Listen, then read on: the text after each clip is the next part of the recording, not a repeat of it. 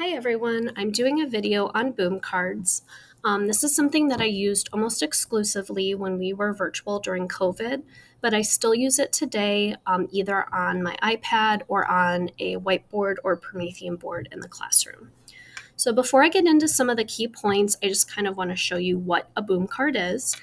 And so it is basically these little, they're called like card decks where you can kind of like present materials on the computer. You can find all kinds of different subjects. Obviously, this is for speech therapy, but it's just different questions, or you can do more like open ended games. So, this one is some WH questions. When do you use goggles? So, you can kind of click your way through the questions. When do I hunt for eggs? So, that just kind of shows you what it is.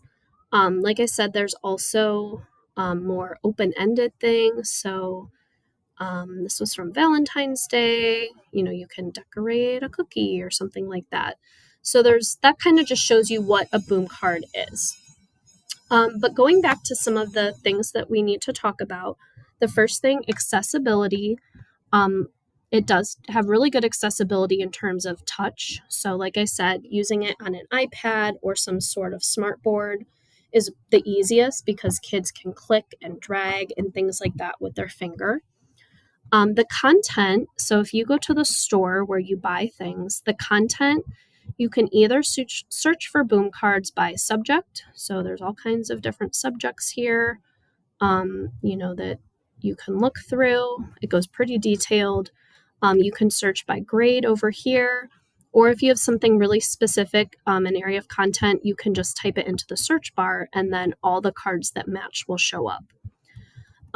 It does tell you here, you can pay for some of them. Some of them are also free.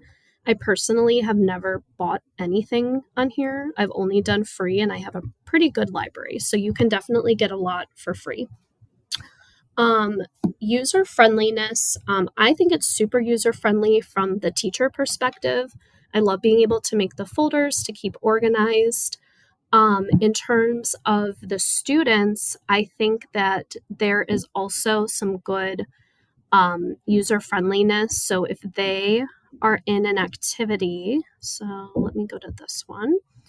So if they were in an activity, they have the options to skip. So if that's too hard, they can skip it and come back to it.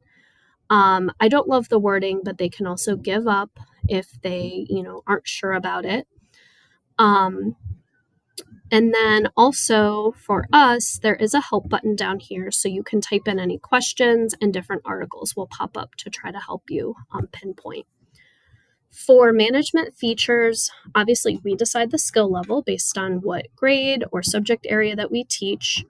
When you're in a boom card, you have these options for sound if you want the feedback off, if you want sound to text. So that's nice. Instead of the red bubble, if they get something wrong saying whoops, it'll say like, try again or something like that. So there are some different sound settings. Like I said, kids can skip cards if they need to skip and go back. And then when you're in the teacher mode, you can also hide a card. So if there's a certain card that you don't want the student to see, you can hide it. So that would be more so if you assign this to a student to complete on their own. You could hide cards and then they wouldn't see it come up. I don't use it in speech therapy, but I know some of my colleagues use the reports feature.